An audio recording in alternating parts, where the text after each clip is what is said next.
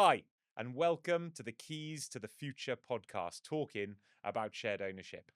Today, I'm here with Anthony Hall from Censeo Financial, and we're here to talk about some of the financials of the shared ownership scheme, how it can work for you, and ultimately how it can get you onto the housing ladder. Anthony, thanks for coming along today. Thanks for the invitation. You're welcome. Look, as a way to set this up, can we just, can you explain to us shared ownership and how it can help your journey onto the housing ladder?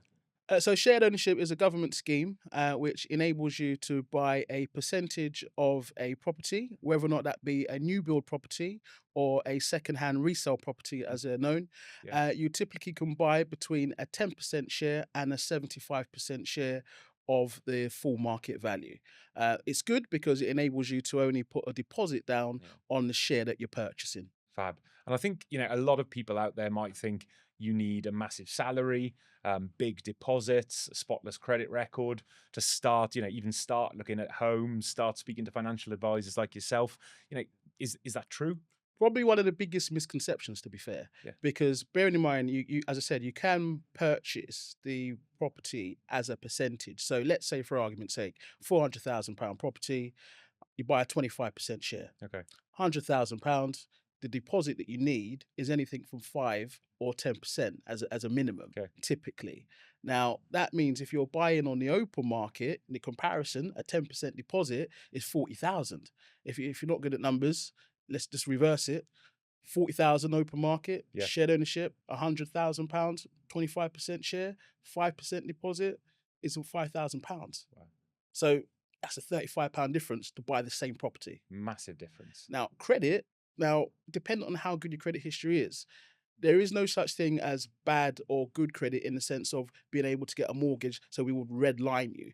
You can't decide that as a Yeah. purchaser. You've got to speak to a mortgage broker. We have access to multiple lenders. Some lenders will allow you to have a missed payment, a default, or CCJs. Some lenders won't. So my advice always is when you're thinking about your income and your deposit and your credit report, speak to a broker as early as possible Yeah. because we can tell you if there is a lender out there for you and a scheme. Yeah, I mean, that sounds fantastic. It sounds like shared ownership works for everyone. Are there any parameters to the scheme or anyone it can't work for? That's probably the downside. It isn't for everyone. Okay. And I will openly say that. So I've been in shared ownership coming up to 18 years next year. And Don't look old enough, but I wish that was the case.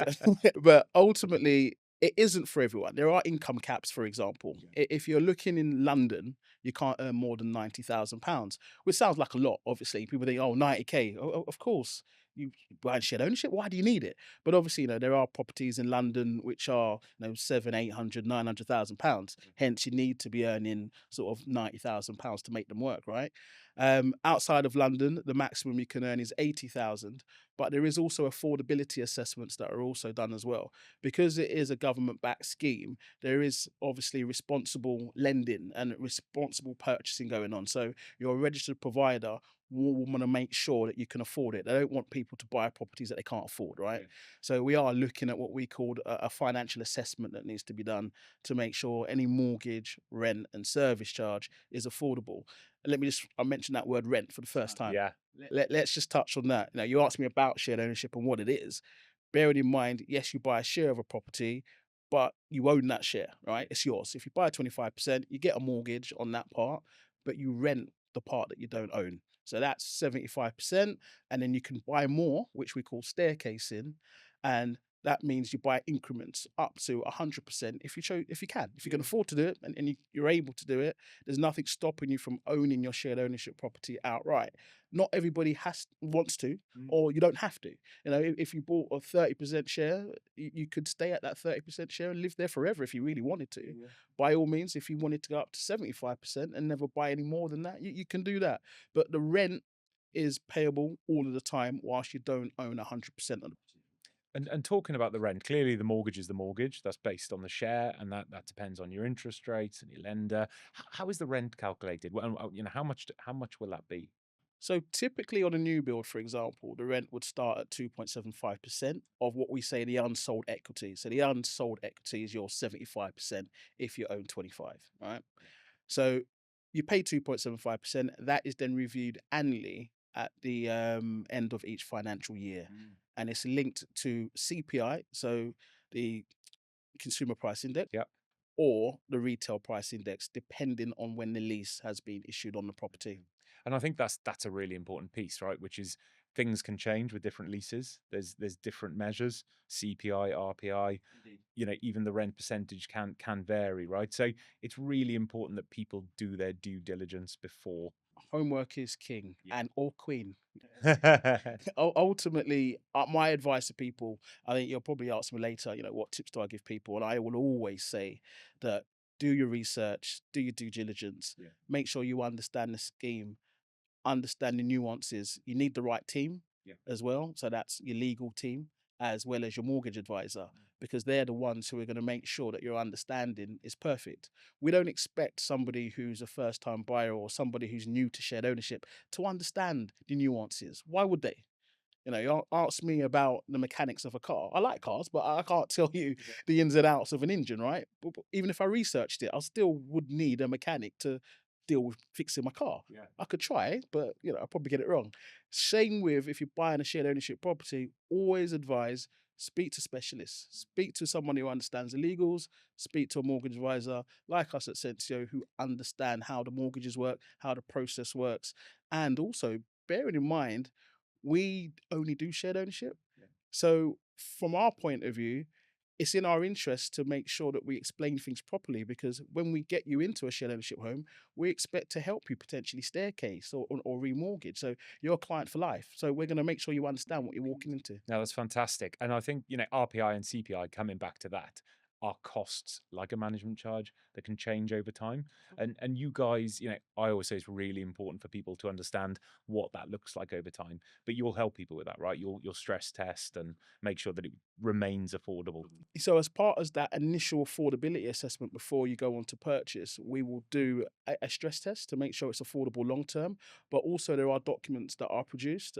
One which is called a key information document that will break down what your payments are going to be. There's a summary of cost as well. So that breaks down what your service charge will be potentially in 5 years, for example. So there's a lot of information and documents, and financially the broker will look at it. We will project, for example, if you're on a fixed rate for 2 years, we're going to say, look, for 2 years, this is what your mortgage is going to cost. Your rent and service charge is going to increase approximately by X or Y. So based on your budget currently, you can afford this. But look, you've got this much disposable income. So on the basis that actually you don't get a pay rise and nothing happens, Yeah. you're still comfortable. And we work on the premise that most people, I know times been tough recently, but most people expect to have some form of pay rises and such things. So we are making sure that people are comfortable when they buy, but also long term. And one of the other things you guys would help people with is budgeting, and certainly part of that affordability stress test, looking at a budget planner. How would you advise people to budget for a new home, both before and after buying? I'm about spreadsheets, Dave. Aren't we all? Yeah, A freak in the sheet? life is a spreadsheet, man. Yeah, the thing is, right, I would advise everybody, get yourself a spreadsheet. Yeah. Excel or Google. I'm not gonna. Okay, no bias. Yeah, no bias here. Excel or Google. Look at your last 6 months bank statements. Yeah. Go through and put your expenditure down. So anything that's reoccurring that you can see quite regularly, just jot it down. See how much you're spending on average over that 6 months, and then say, right, that's an expenditure. Also, if you're saving up to buy a property, or you have aspirations of being a homeowner, you might want to start cutting back things as well whilst you're doing that exercise. And 6 months bank statements is a lot of bank statements to go through. Yeah. You'll get a good idea of your spending habits by doing that. You can do 3 if you don't want to, go through that many. You can do 3 months as a minimum, I would say. A month is not enough. Yeah. Once you've budgeted on that spreadsheet all of your outgoings and what your income is, put together a savings plan to say, this is what I can save. Okay. This is what my outgoings I can afford. Then you can budget, right? If I buy shared ownership, this is how much I can afford to pay on mortgage, rent, and service charge. So if you're renting currently, let's say your rent's £1,000 a month, and at the end of the month you've got disposable income of £200, then you could say to yourself, honestly, well, if I buy, how much buffer have I got there, Yeah. really? You know, and speak to a broker if you need the help. Budget, because a broker will be able to tell you, right, actually, realistically, on the area that you want to live in, based on these property prices, your monthly costs are going to be circa X amount. Yeah. So then go backwards and then say, well, actually, they've told me I need £1,200 a month. I've only got 1,000. I might need to save more, or I might need to cut back. or I might need to look at different areas or properties. Yeah, no, that's great. And I think, hey, look, you're the expert, yeah. But there's an app, YNAB. You heard of this? I have, YNAB? yeah, yeah. Fantastic app. You can, as it comes into your bank account, you see the transaction, you assign it. You sign it And to. the number of things you catch, the Apple subscriptions, the things, the £1.99 going out for some app that you've forgotten about. And it's funny you say that actually, because one of the things I was going to say as a tip is that there are apps out there that you can use, Yeah, and things like saving. Put it on a standing order so it happens on payday. yeah. Don't leave it to 2 days later so you go cancel it. Put it on payday so it goes out, but also rounding up. Okay. So if you buy a cup of coffee and it's £2.80, round it up to £3. And there are apps that, or banking apps that Yeah. have these, a lot of them, that will take that 20 pence and actually put it into a savings account. You'll be surprised how that accumulates over a month, 30p here, 50p there. And it's money that you'll earn interest on. They're not loads, of course, but it's money that you're not saving now, Yeah. probably. And that's like a Monzo or Revolut, something Yeah, like those that. sort of Yeah, apps yeah. definitely do that. And I Yeah. think, there'll be people out there now budgeting. Halifax do it, by the way. Do they? One of the big ones. There'll be people out there now budgeting, starting to think about, is it too early to buy a house? Can I afford a house?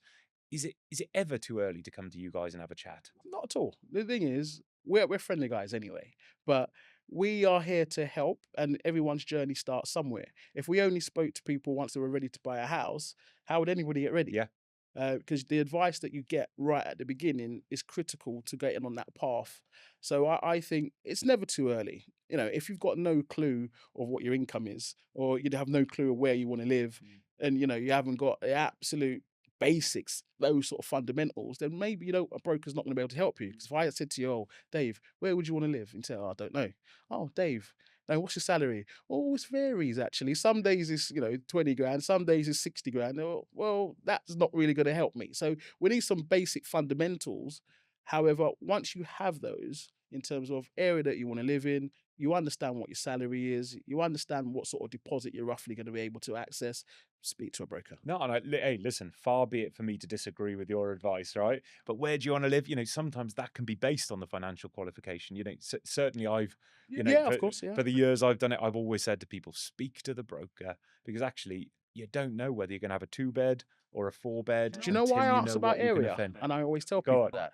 And you are right, but I always say, if you have a rough idea, because everybody knows where they would like to live. Yeah. Your ideal, this is, if I said close your eyes and tell me the place you see yourself. Yeah. Spain. Well, because do you know what I will say to that? Okay, let me see if I can make that happen for you. Yeah. Can I turn that into a reality? Right, let's look at your numbers. Right, in Spain, where you want to live, these properties cost X amount. Okay, this is where you're at now. So that's how I would normally start a conversation. That's why I would say, forget whether or not it's realistic at the beginning. Yeah. Just have an idea. I want to live in Knightsbridge. Okay, brilliant. Let me see if we can do that for you. Spoiler alert. Yeah, really sorry. We can't quite get to Knightsbridge. Yeah, okay. But do you know what? Your affordability is going to be in Streatham. Yeah. Nothing wrong with Streatham. Nothing wrong with Streatham. No, I get that. No, and it's I think the most important thing is to, you've got to start somewhere, right? You've And got actually to start. the broker is a fantastic place to start. The average salary in the UK is sort of 37,400. There'll be people out there with that salary wondering, is this a way onto home ownership for them? How much would those people be able to afford? Not going to avoid the question, but it's one that I can't answer outright straight and say, look, they could afford a property of X value Okay. or X share. Because there are some things that need to be done in terms of the affordability assessment that will determine what they can afford Okay. and how much of a share. If you're buying on the open market, a rule of thumb, generally, lenders will lend sort of 4 up to 5 times your salary. Okay. So it's a very simple sum, right? You do 4.5 or 5 times, and that's how much you could roughly borrow. With shared ownership, because of the things that we've discussed, you have rent that you have to pay to the housing Okay. association. You're going to have probably a service charge that you need to pay. That gets factored into your affordability. Yeah. And what we are looking at is the sustainability. So there are caps as to how much they allow you to actually spend on mortgage, rent, and the service charge each month. So that affordability assessment will determine how much you can go on and purchase in terms of value and share. Yeah.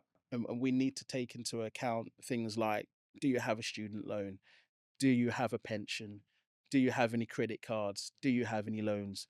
These things are all factored in to determine your Yeah, which affordability. so every case is different, right? Every case is But it's different. so important, therefore, to come and talk to a broker like yourselves and get that advice. Exactly that, and that's why I say it's important as early as possible. You were saying, is there any time that's too early? Yeah. But if you've got those numbers and you know what you're looking for roughly, Yeah. we can start to tell you and paint that picture of where your affordability sits. Yeah. Um, Again, just to touch on the sustainability part. So that rent does increase annually. Okay. Yeah. So the rent, which part, where are you paying the rent? Who to and how much is it? Rent's payable to your registered provider, so your housing association or local authority typically, and it's paid based on the unsold equity. So if I'm going to go up a bit higher now, so let's say you own 50%. Okay. The 50% that you don't own, that will be payable in rent Okay. to the housing association at a percentage. Normally, the percentage is 2.75 if you're buying a new property, but it can be lower. Yeah. And you should check that with your registered provider or developer first, right? Yeah, normally that'll be advertised within their price list, whatever search engine you're using to find the property. They'll normally say that the rent is X percentage, of the unsold equity. Then the rent increase is done annually. Now that is linked to something called the retail price index Yeah. or the consumer price index. These are all basically things that track the rate of inflation. So I'm getting very techie here. So I Yeah. do Yeah. You're going to lose me. yeah. So these things here are things that measure the rate of inflation. So they will say, right, your rent's going to go up. You're paying £300 currently this in year one per month. In year two, you're going to pay that £300 at 2.75% plus 1% of the retail price index. So if the retail price index is 1%, for argument's sake, they add that 1%, and the housing association may add a 0.5% on it as well. Okay. All right. So I would say, to be honest, the best thing to do is speak to your broker when you're actually having that assessment. Yeah. They will explain the rent increases. They can even give you an example, and they will do, of what that looks like over the next And to be 5 clear, years. that's 1% of the 2.5%, 7.5%. 2.75. So it's 1% of that, not an additional. It doesn't go to 3.75. It's 3.75%. Yeah. 1% of it. Yeah. And then a 0.5% potentially, depending on the lease, because different leases will have different And increases. it is really complicated to sort of discuss here. And again, speak to the broker, speak to the sales teams on site. They can also start to help to talk to you about it. But you guys are the experts. We are. And I think it's important when you're looking at your individual numbers, especially when you're looking at future costs, is that you have that conversation with the broker Yeah. and you really do understand what it looks like. Because the last thing that anybody wants is for people to, down the line, come unstuck and say, look, this is not affordable for me. And the same way, if you were buying on the open market, to be honest, a broker's going to do exactly the same thing. And costs do go up. If you own outright, you might need a new roof or, Yeah. so the things do happen. So that is also part and parcel of a mortgage broker's duty. Okay. You mentioned as well talking about sustainability and ensuring that people are stress tested. You mentioned service charges. Could you just tell us a little bit more about the service charges? Service charges are typically charged on leasehold properties. So whether or not you buy shared ownership or you buy on the open market, you'll typically pay a service charge. And it's typically for managing a communal area. So if you've got a lift, for Yeah. example, if you live in a block of flats, it needs to be serviced, it needs to be cleaned, so it'll cover cleaners. So it covers anything communal, typically cleaning and maintenance. It will have something normally called a sinking fund. So that is essentially money that's kept aside for any major works Yeah. or repairs or anything that needs to be done on the development. So what you don't want, and the reason why they do that is the last thing you can imagine. You're on a development, you've been there 5 years. I don't know, the lift needs repair. Yeah. And they give you a bill at the end of it and say you need to contribute X amount of money towards the lift repair. But if you've got this sinking fund, they'll say, right, we're going to take X amount out of that fund because you've been paying to that every month for the last 5 years. So actually, that's going to cover the majority of the repair. So you only have to pay X amount, for Okay. example. Or we're going to review the service charge and increase it by this. Because that's a big thing. Service charge is reviewed annually also. Okay. Just like the rent. Okay. The difference, though, is that is linked to the cost of what they've been spent. Okay. So let's say year one, it costs £2,000 for the year to maintain and run that development. Second year, they'll review it and say, right, we spent £2,000. Everything stayed the same. Inflation hasn't increased the cost of buildings insurance, or the cleaners haven't decided that they want more money, for Yeah. example. So we can keep the service charge the same. But if buildings insurance goes up, service charges will potentially go up because that cost has gone up. Likewise, if inflation means that the cleaners earn more or the lift maintenance costs more, then all of a sudden the service charge goes up. So it's linked to the actual cost rather than the housing association or provider just saying, look, we've decided that we need to make some more money this year. We're going to increase the service charge. It doesn't work that way. And so it's really important up front to understand what that service charge pays for, because that will Determine. determine how big some of the increases are. Agree. Look, over the years, I've seen properties that have got swimming pools, they've got gyms, they've got concierges, they've got cinemas. Financial advisors are obviously doing well.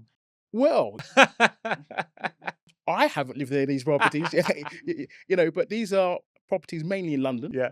or big cities where shared ownership people require properties like that. Yeah. But then those service charges are higher, right? Yeah. Because you got more amenities, so you end up paying for those. So I would say if you're looking to keep the service charge costs low, have a look at what amenities they're actually providing, because you might not need a concierge, you might not need a gym, you might not need a swimming pool. So actually, why pay for it if you're not going to use it? So maybe look at a different development. Just important. Yeah, exactly. You can't just opt out of those services for that development, can you? You would have to go to a development that didn't have them. Exactly that. Look at a different development. And I always will say that to someone. I will often be called and say, look, Anthony, I found this property. What do you think about it? And I ask a question. Okay, service charge is X. What does it include? The housing association or developer will be able to provide you with a breakdown, like you said, and you got to weigh it up.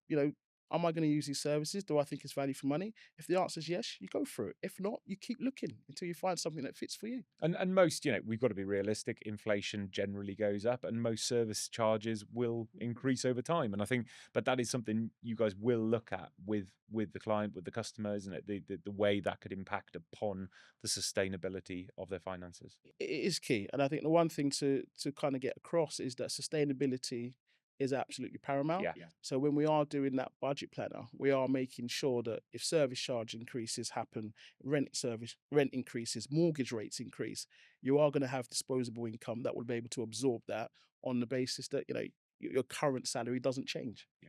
What's one thing you'd want every first-time buyer to know before they apply for a mortgage?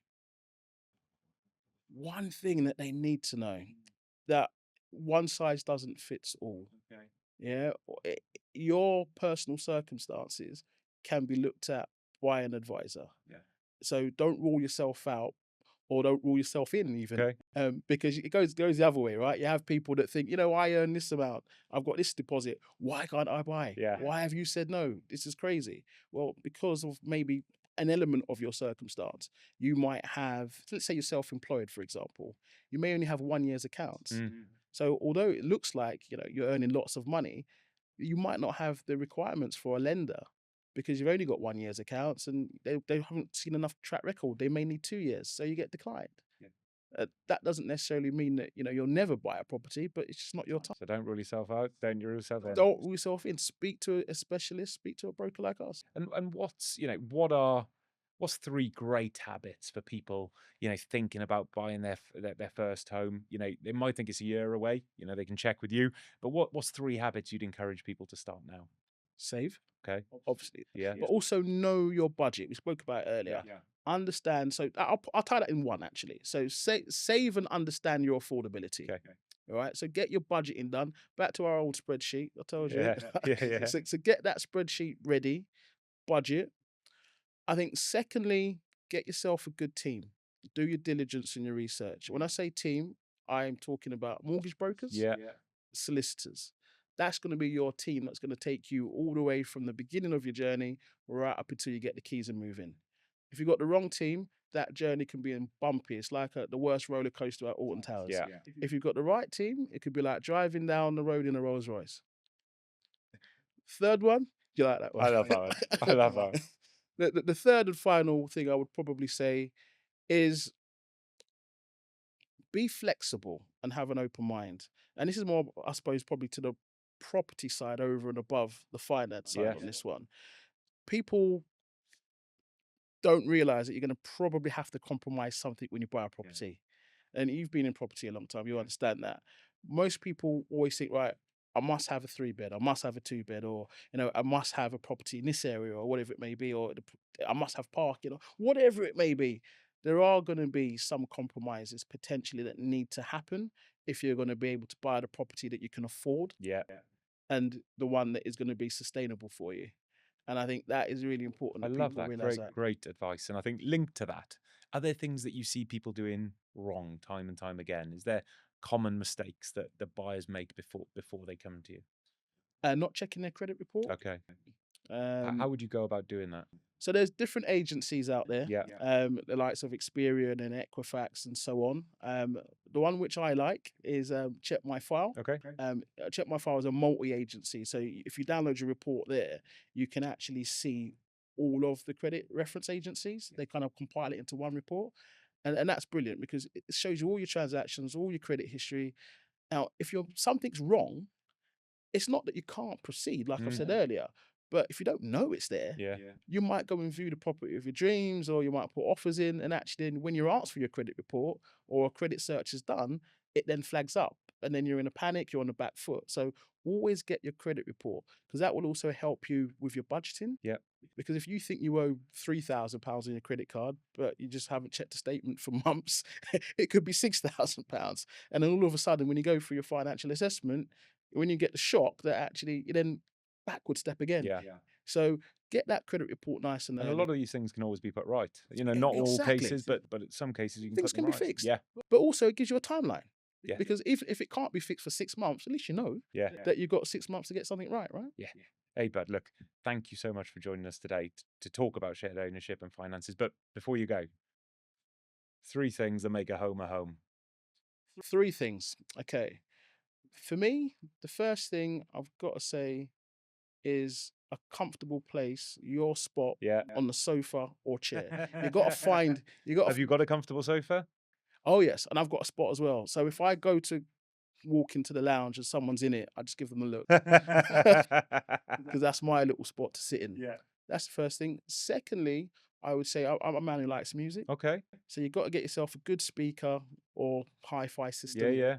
I don't know if people don't get hi-fi I don't think these you days, have do hi-fis now. they? Yeah. So it's more, get yourself a good Speakers. speaker. Get yourself a good speaker, good Sonos system. I'm Sonos. sure Yeah, my other brands are available. yeah, the other brands are available, and so that works. So I got in the morning, get the music pumping, or on a weekend. Favorite tune for a morning, Saturday morning? Or me, it really does depend on what mood I'm in. Yeah. But I would say a bit of jungle in the morning Wow. to get you going whilst you're in the shower. That's that heavy. works. Or a bit of garage. Depends. Depends on the mood, right? It depends on the mood. Last thing to make a home a home. Sleep is very important. So you need to get yourself a good mattress. Love it. Memory foam? Memory foam, yeah. I've got a combination too. So it's got memory foam and springs, yeah. Love it. Good night's sleep, 8 hours. Whoa. with following that, the bombshell. That's it, and that's all. Good night. Exactly. Good night. Cheers, bud. Thank you. Thanks a lot, Dave.